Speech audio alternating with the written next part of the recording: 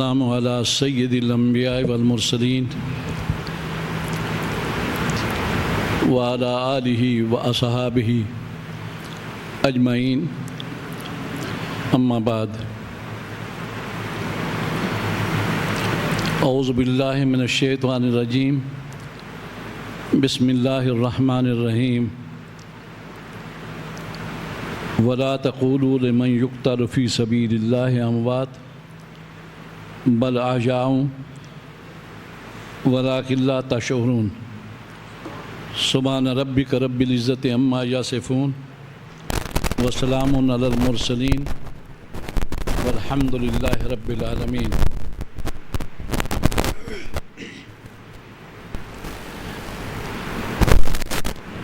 معزز حاضرین،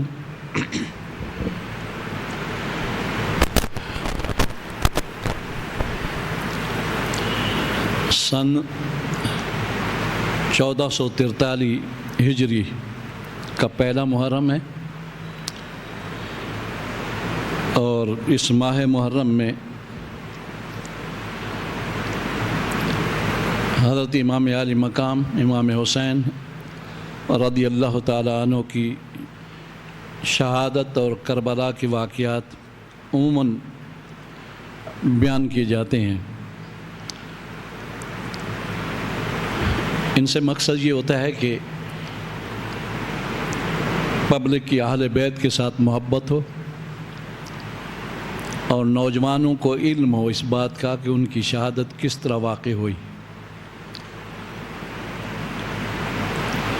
اس حوالے سے جمعوں کے اجتماعات میں اور پبلک اجتماعات میں صحیح رپورٹنگ اہل سنت و جماعت کے علماء کرتے ہیں۔ دو فریق ایسے ہیں جو غالی ہیں، ایک اہل بیت کے تعصب میں غالی ہے اور ایک صحابہ کرام کی شان میں غالی ہے۔ وہ جو کچھ بیان کرتے ہیں وہ اپنے ذہنی خیالات کا اظہار کرتے ہیں، حقیقت میں حقائق کے ساتھ ان کا کوئی تعلق نہیں ہوتا۔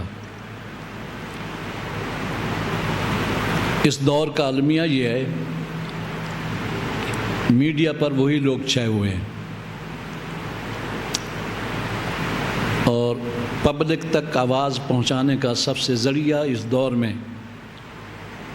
میڈیا ہے۔ سوشل میڈیا، فیس بک، گوگل،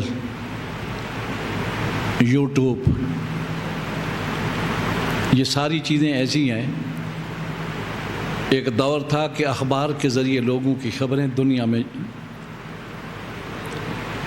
پھیلائی جاتی تھیں، لیکن آج اخبار ختم ہو چکے اور تمام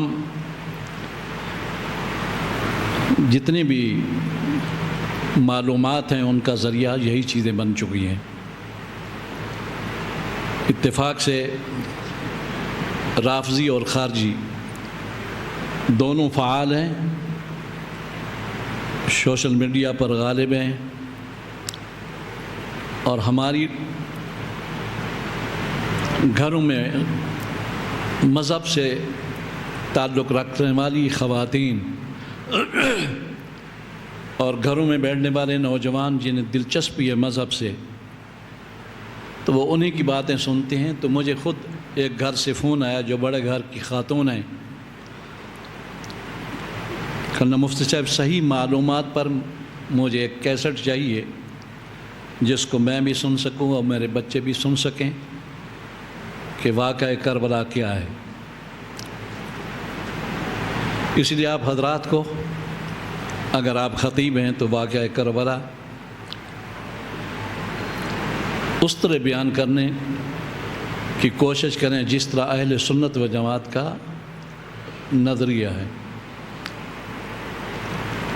سب سے پہلے ہم امام عالی مقام کے حوالے سے گفتگو کرتے ہیں۔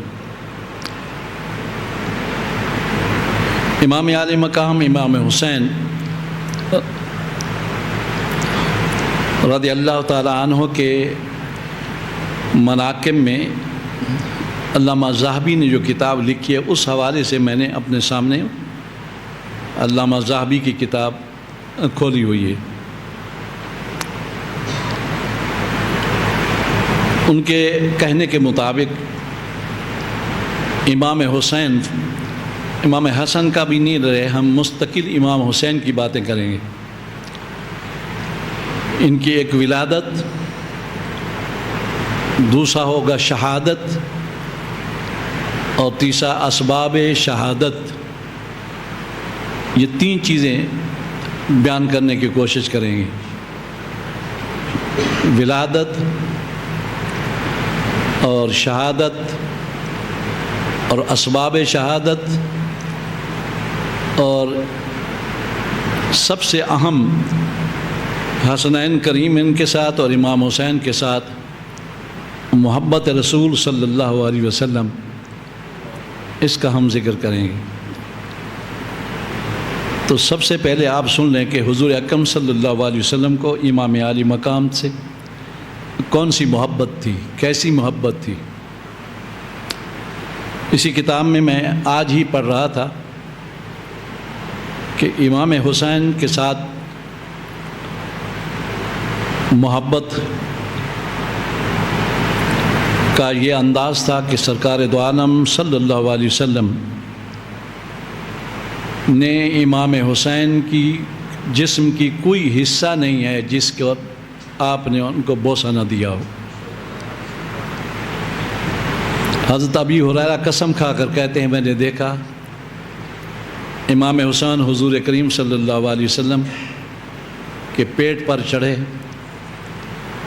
نبی کریم صلی اللہ علیہ وسلم نے ان کو اپنے اوپر لٹا دیا، اپنی زبان مبارک نکالی، اور امام حسین نبی کریم صلی اللہ علیہ وسلم کی زبان مبارک اس طرح چوستے رہے جیسے بچہ اپنی ماں کا پستان چوستا ہے۔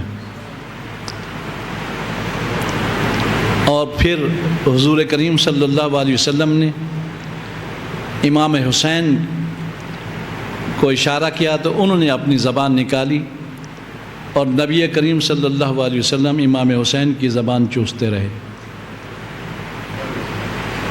حضور کریم رؤوف الرحیم صلی اللہ علیہ وسلم سینے پر بوسے دیے، حتیٰ کہ آپ کی ناف پر بھی نبی کریم صلی اللہ علیہ وسلم نے پیار لیا اور بوسہ دیا۔ میں کئی دفعہ بیان کر چکا ہوں، حضرت ابو ہریرہ کسی راستے پر تھے اور امام حسین سامنے آ گئے۔ حضرت ابی ہریرہ نے عرض کی حضور میری ایک درخواست ہے۔ امام حسین نے کہا کون سی درخواست؟ انہوں نے کہا یہ ہے کہ آپ اپنے بطن اطہر پیٹ سے کپڑا ہٹا دیں، بس اتنی میری درخواست ہے۔ امام حسین نے کپڑا ہٹایا، حضرت ابو ہریرہ جو سفید ریش تھے ان نے حضرت امام حسین کی ناف کے اوپر بوسے دینا شروع کر دیے، اور عرض کی حضرت میری خواہش اتنی تھی کہ میں نے خود رسول اللہ صلی اللہ علیہ وسلم کو آپ کی ناف چومتے ہوئے دیکھا ہے، تو میں کہتا تھا کہ یہ سنت بھی ادا ہو جائے۔ جس وقت ابن زیاد اور یزید بھی امام عالی مقام کے سر بریدہ سر کو اپنے آگے رکھ کر چھڑی سے ان کے ہونٹوں کو ہلا رہے تھے، تو حضرت انس کی چیخ نکل گئی، کہنے لگا اے ابن زیاد، انہی ہونٹوں کو میں نے دیکھا ہے کہ سرکار دو عالم صلی اللہ علیہ وسلم بوسہ دیتے تھے اور چوستے تھے جیسے کہ کسی چیز کو چوسا جاتا ہے۔ یزید کے سامنے بھی ایک صحابی نے یہی کہا۔ تو یہ پیار تھا حضور کریم صلی اللہ علیہ وسلم کا، اور اس پیار کی وجہ سے حضور علیہ وسلم نے فرمایا اللہم انی احبہ فتحبہ یا احبہ، یا رب العالمین میں حسین سے محبت کرتا ہوں تو بھی محبت کرا۔ ایک حدیث میں یہ فرمایا اللہم انی احبہ واحب من احبہ، میں ان سے محبت کرتا ہوں اور تو ان لوگوں سے محبت فرما جو لوگ اس حسین سے محبت کریں۔ یہ محبت تھی۔ اور ایک حدیث جو بہت مشہور ہے، نبی کریم صلی اللہ علیہ وسلم نے ارشاد فرمایا حسین منی و انا من حسین، حسین مجھ سے ہے اور میں حسین سے ہوں۔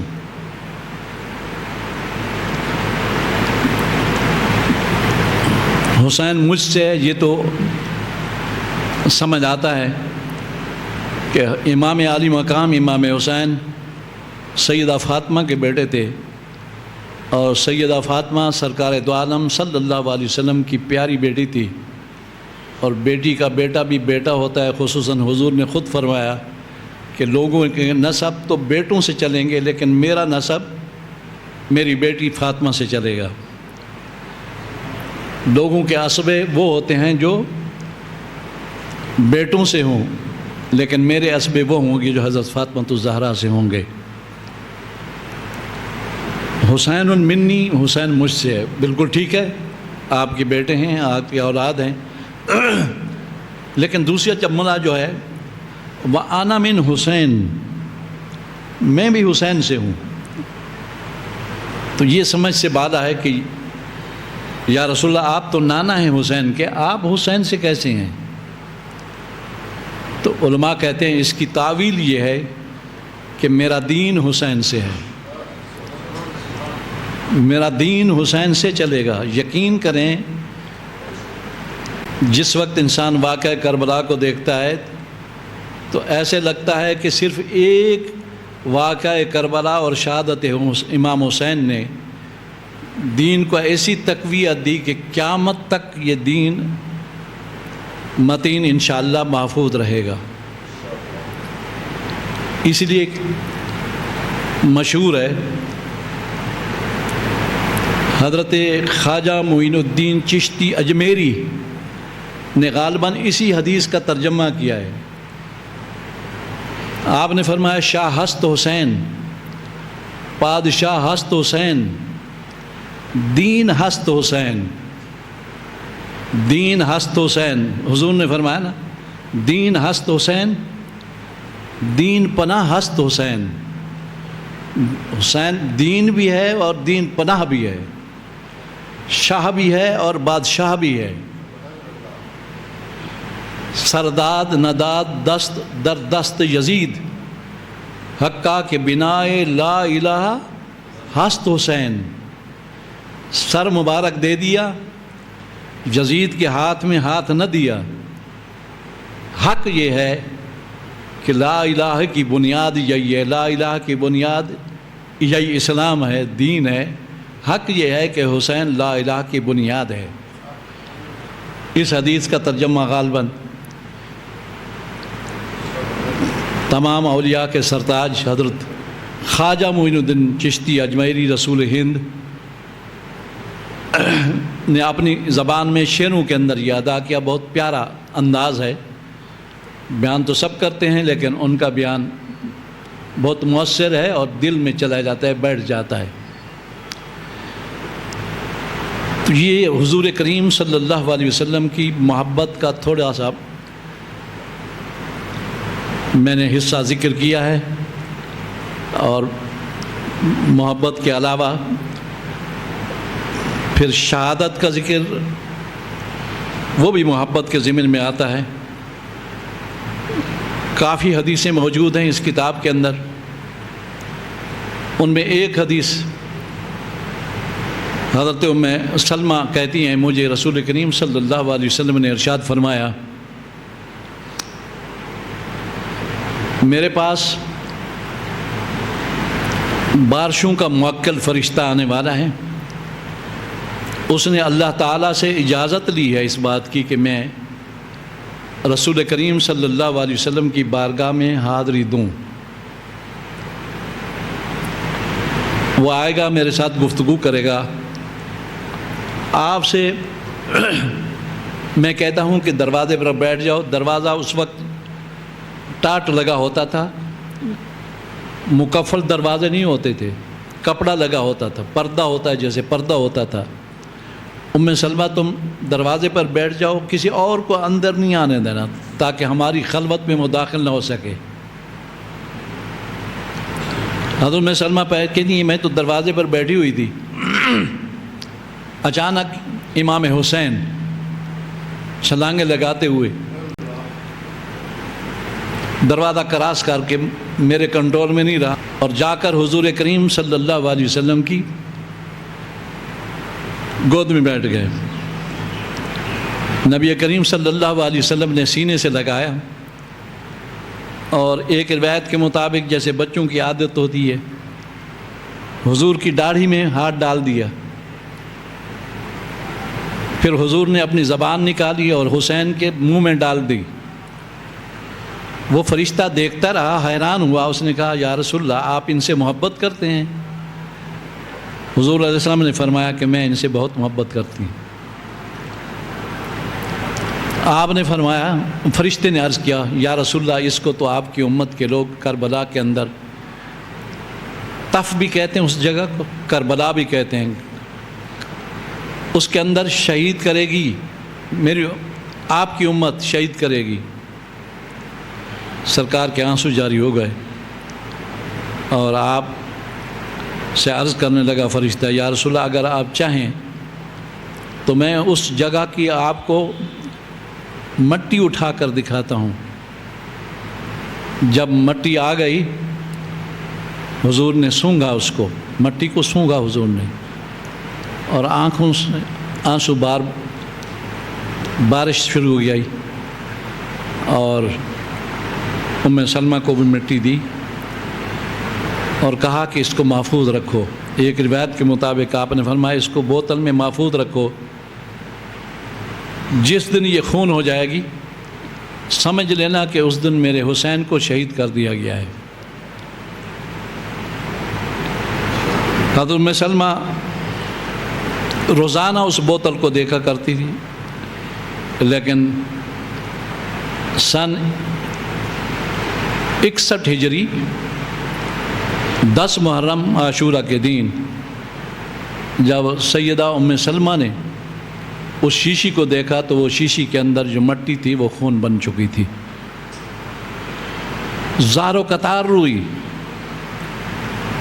عورتیں جمع ہو گئیں، کہنے لگی حضرت آپ کیوں رو رہی ہیں، کیا واقعہ ہوا، کیا حادثہ ہوا؟ تو کہنے لگی آج امام مالی مقام کو شہید کر دیا گیا ہے. انہوں نے پوچھا کیسے؟ انہوں نے کہا اس لیے کہ اللہ کے رسول نے مجھے مٹی دی تھی اس مکان کی جہاں آپ کی شہادت ہونی ہے، اور آپ نے فرمایا جس دن یہ خون بن جائے گی اس دن سمجھ لینا ام سلمہ کہ امام حسین کو شہید کر دیا گیا ہے. اسی طرح حضرت عبداللہ بن عباس مفسر قرآن ترجمان قرآن بیان کرتے ہیں کہ میں محرم کی 10 سن 61 ہجری میں سویا ہوا تھا اور میں نے دیکھا رسول کریم صلی اللہ علیہ وسلم کے ہاتھ میں ایک بوتل ہے، اس کے اندر خون ہے. میں نے عرض کی یا رسول اللہ یہ کس کا خون ہے؟ آپ نے فرمایا یہ میرے بیٹے حسین اور ان کے رفقا کا خون ہے، انہیں آج کربلا کے میدان میں شہید کر دیا گیا ہے. حضرت عبداللہ بن عباس نے بھی وہاں حاضرین اور سامعین کو یہ بتایا کہ آج امام عالی مقام کو شہید کر دیا گیا ہے. غالباً اس وقت حضرت عبداللہ بن عباس مکہ میں تھے، ام سلمہ مدینہ میں تھی. مکہ والوں کو بھی اطلاع مل گئی اور مدینہ والوں کو بھی اطلاع مل گئی، اور پھر 1 مہینے کے بعد اطلاع آئی جیسے کہ حضرت عبداللہ بن عباس نے خواب دیکھا تھا اور ام سلمہ نے بیان دیا تھا اسی طرح ہوا۔ کربلا کیا ہوا؟ اللہ اللہ ہے بس، یہ وکان قدر اللہ مقدورا، اللہ کی تقدیر جو کچھ ہے وہ سب کچھ ہونے والا ہے۔ ایک روایت میں ابھی میں نے پڑھا، جبریل امین نے جب اطلاع دی ہے امام عالی مقام کی شہادت کی، تو حضور اکرم صلی اللہ علیہ وسلم نے جبریل امین سے کہا، جبریل میں اللہ تعالیٰ سے دعا کروں اراجو بھی الہ، اللہ تعالیٰ سے میں مراجعت کروں اس بات کی کہ یا اللہ میرے حسین کو قتل سے بچا لے؟ تو جبریل نے کہا نہیں، یہ امر ہو چکا ہے، قل ان الامر کلہ للہ، سارے امر اللہ کے ہاتھ میں ہیں، جو چاہتا ہے وہی ہوتا ہے، جس کے اندر کوئی نبی بھی مداخلت نہیں کر سکتا۔ تو جبریل امین نے کہا یا رسول اللہ دعا نہ مانگیں، اس لیے کہ یہ تو ہو چکا، قضا میں لکھا جا چکا ہے، قضا تبدیل نہیں ہوتی، بلکہ رضا بالقضا فرض ہوتی ہے۔ جو اللہ کی قضا ہے اس پر راضی ہونا یہ فرض ہے، اسلام کا رکن ہے۔ تو یہ حال تھا۔ اب سن 60 ہجری میں حضرت امیر معاویہ رضی اللہ تعالیٰ عنہ حضور کے صحابی ہیں، وہ صحیح آدمی تھے، وہ فوت ہو گئے۔ غالباً رجب کا مہینہ تھا، یزید ان کا بیٹا تھا، وہ مسند پر بیٹھ گیا۔ اب جب مسند پر بیٹھا تو اچھا خاصا عمر رکھتا تھا اس وقت، اس نے سب لوگوں سے بیعت لینا شروع کر دی، اور سب سے زیادہ خطرہ اس کو امام حسین، حضرت عبداللہ بن زبیر اور حضرت عبداللہ بن عمر۔ حضرت امیر معاویہ کے دور سے مدینہ کا گورنر ولید ابن عقبہ یہ گورنر تھا، پیغام بھیجا ولید کو کہ سب سے پہلے ان 3 لوگوں کی بیعت لو، اور میں ان کی بیعت کے علاوہ کسی چیز پر راضی نہیں ہوں، ہر صورت بیعت لو۔ اب یہ اللہ تعالیٰ کی طرف سے سبب بن رہا ہے کربلا میں جانے کا، شہادت کا۔ حضرت امیر معاویہ کی زندگی میں بعض لوگوں سے بیعت لی گئی تھی تو امام حسین نے انکار کر دیا تھا، حضرت عبداللہ بن عمر نے بھی انکار کر دیا تھا، حضرت عبداللہ بن زبیر نے بھی انکار کر دیا تھا، لیکن حضرت امیر معاویہ نے ان پر چڑھائی نہیں کی تھی۔ اب یزید نے چڑھائی شروع کر دی، اس نے کہا کہ جاؤ بیعت لو، تو وہ ولید بن عقبہ نے آدمی بھیجا امام حسین اور حضرت عبداللہ بن زبیر اور عبداللہ بن عمر کو بلایا، تو حضرت عبداللہ بن زبیر تو کل کہتے کہتے نکل گئے، مکہ چلے گئے۔ امام عالی مقام گئے اس کے پاس، لیکن آپ نے کہا کہ میں سوچ کے بتاؤں گا۔ حضرت عبداللہ بن عمر نے انہوں نے بھی یہ کہا کہ میں انشاءاللہ سوچ کے بتاؤں گا۔ اب امام عالی مقام کے پاس کوئی آپشن نہیں تھا، یا تو بیعت کر لیں یا مدینہ چھوڑ دیں۔ تو آپ نے اپنے رشتہ داروں سے مشورہ کیا، انہوں نے کہا حرم پاک کی حدود میں چلا جائیں، اللہ تعالیٰ فرماتے ہیں من دخلہ کان آمنا، جو حرم کی حدود میں جائے گا اس کو کوئی چھیڑ نہیں سکتا، تاکہ پرندوں کو شکار نہیں کر سکتا، اللہ کا حکم ہے، درخت نہیں کاٹ سکتا۔ اللہ نے حدود حرم کو امن کا گہوارہ بنا دیا ہے، آپ وہاں چلے جائیں تو آپ محفوظ رہیں گے۔ آپ بمائے رشتہ دار خواتین وہاں سے مکہ پہنچے، اور آپ کے علم میں ہوگا کہ کوفہ میں امام عالی مقام اور حضرت علی کی ماننے والوں کی کثرت تھی. کوفہ اس وقت دارالاسلام کا دارالخلافہ تھا اسلامی ملکوں کا. حضرت علی نے مدینہ منورہ چھوڑ کر کوفے کو اپنا دارالخلافہ بنایا تھا. تو وہاں سے خط آنے لگے. حضرت امام حسین مکہ میں تھے اور پھر وفود بھی آئے. انہوں نے کہا حضور ہمارے پاس آ جائیں, ہم آپ کو تحفظ بھی دیں گے, خرچے بھی کریں گے, سب کچھ کریں گے, بجائے اس کے کہ مکہ میں آپ بے یار و مددگار بیٹھے رہیں. آپ اپنے یاروں کے پاس, مریدوں کے پاس, ان کو کہتے تھے شیعان علی, علی کے گروپ, ان کے پاس آ جائیں. اب امام علی مقام نے امتحان لینے کے لیے حضرت مسلم بن عقیل کو بھیجا. اتنا انسان کر سکتا ہے کہ تم جاؤ, جا کر کوفہ میں جائزہ لو. مسلم بن عقیل گئے. شروع میں تقریباً 40,000 کوفی آپ کی بیعت ہو گئے اور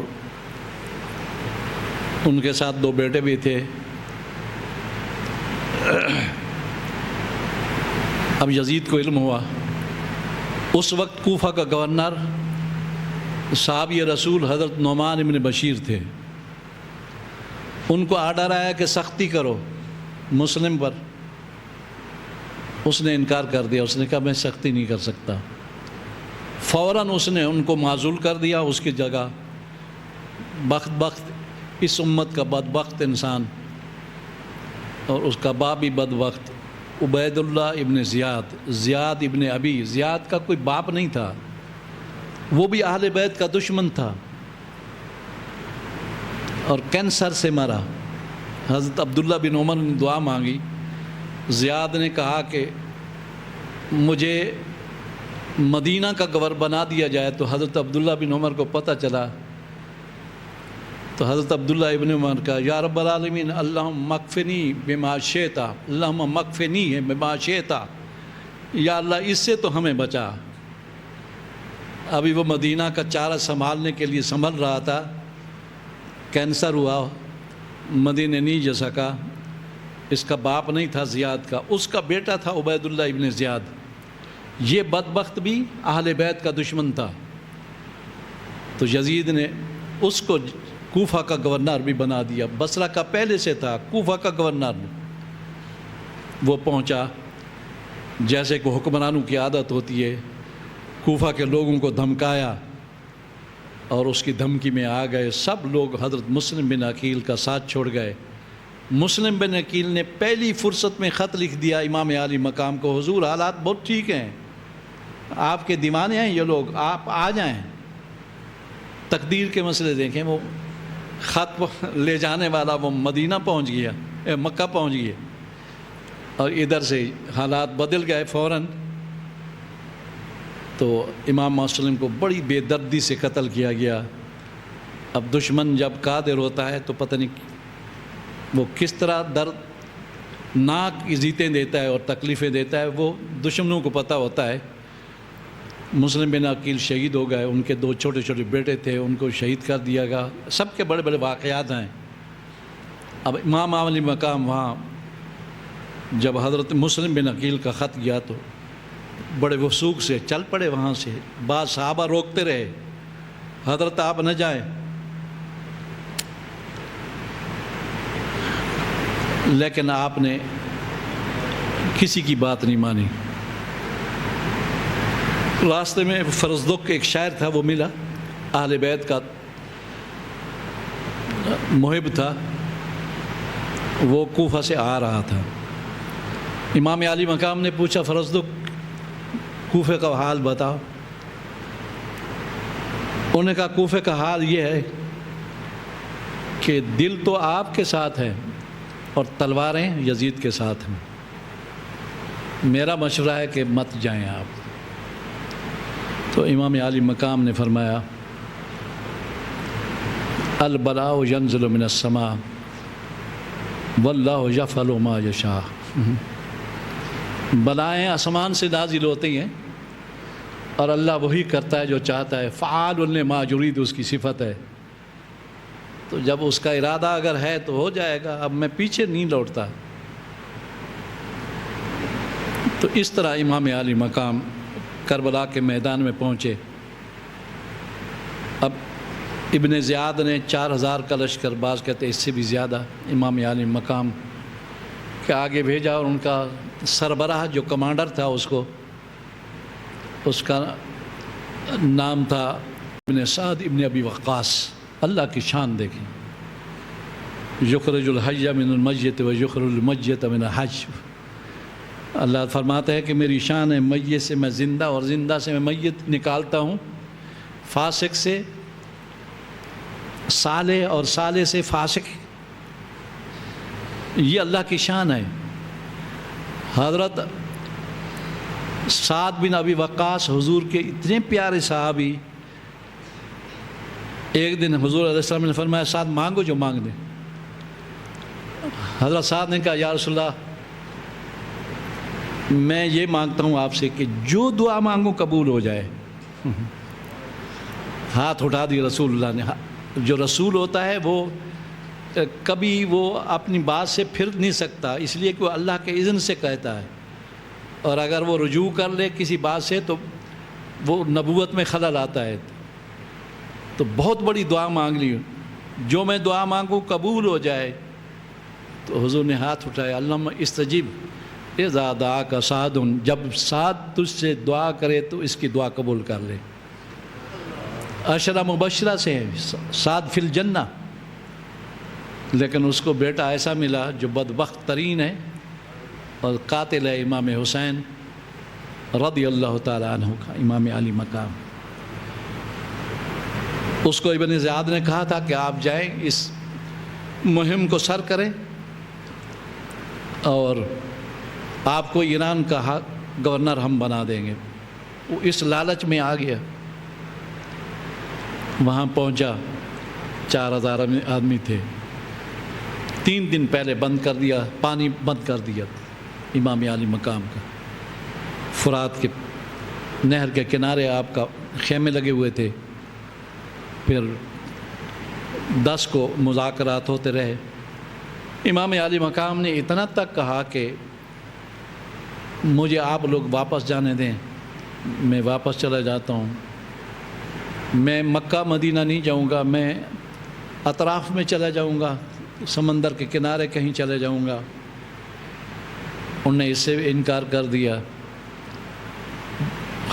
صرف ایک بات پر مصر ہوا سعد، پیچھے ابن زیاد کا حکم آیا کہ صرف اور صرف یزید کے ہاتھ پر بیعت لے لیں، یزید کے لیے بیعت کرنا ہے آپ نے۔ امام علی مقام نے کہا نہیں، یہ کبھی نہیں ہو سکتا۔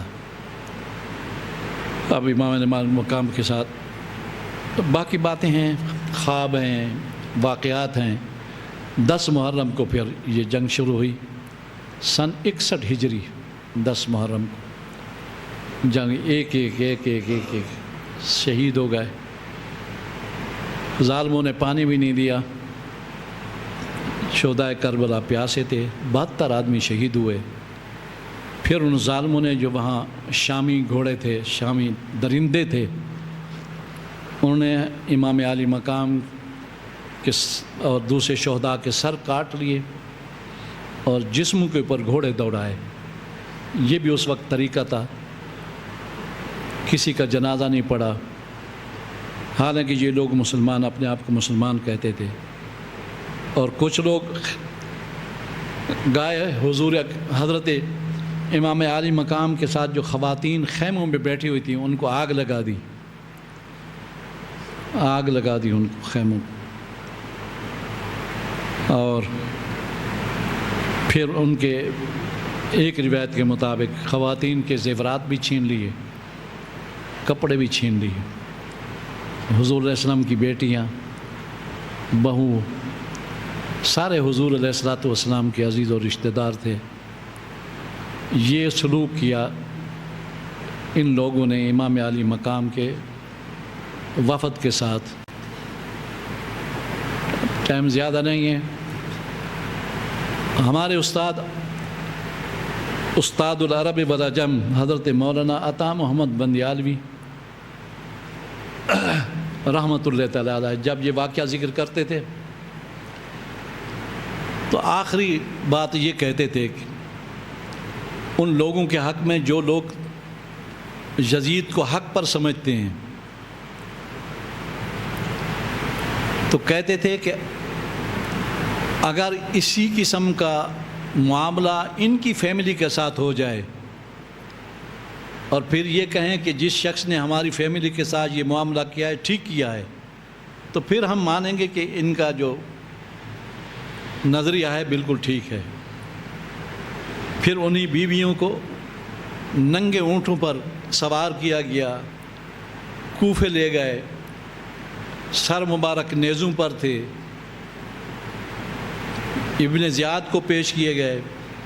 ابن زیاد نے حضرت زینب کے ساتھ جتنی خواتین، سب خواتین کو بلایا، ان کے ساتھ اس نے بدتمیزی کی، باتیں کی ابن زیاد بدبخت نے۔ پھر سارے لوگوں کو، خواتین کو، اور ان کے ساتھ صرف ایک مرد ہے جو بالغ ہے یا قریب البلوغ ہے، جس کا نام ہے امام زین العابدین، باقی تو شہید ہو گئے تھے، ایک چھوٹا عمیر بھی تھا۔ اب ان کو یزید کے پاس دمشق میں بھیج دیا۔ اس راستے میں بھی خواتین کے ساتھ جو سلوک رکھا انہوں نے، دشمن ہی ایسا سلوک رکھ سکتا ہے۔ یہ سب کچھ ہوا امام عالی مقام کے شہزادوں کے ساتھ، شہزادیوں کے ساتھ، آپ کے رشتہ داروں کے ساتھ۔